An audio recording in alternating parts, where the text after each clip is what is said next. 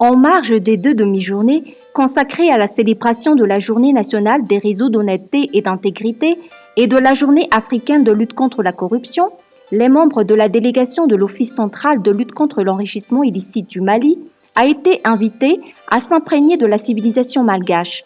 En effet, sous l'égide du Bionco en tant que hôte, l'après-midi du mercredi 10 juillet a été mis à leur profit pour visiter le palais de la reine de Manzakamiadan, ce haut lieu de l'histoire malgache.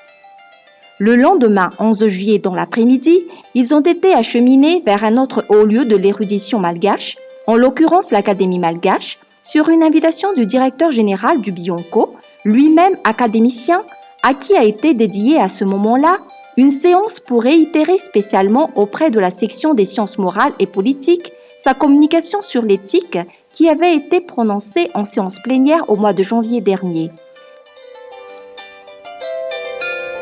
Alors, aujourd'hui, nous avons le plaisir d'entendre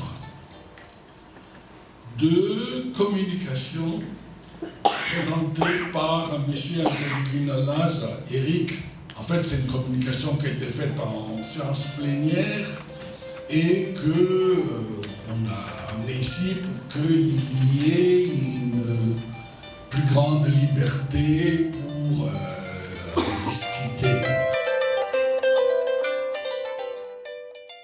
Et que les mécanismes de régulation d'interaction sociale tels que la morale, le droit et la déontologie ont affiché leurs propres limites opératoires.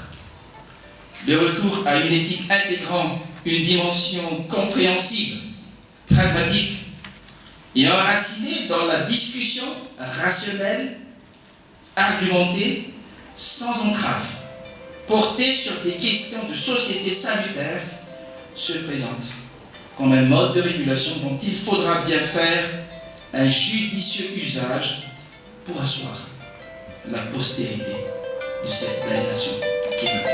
Merci beaucoup de votre attention.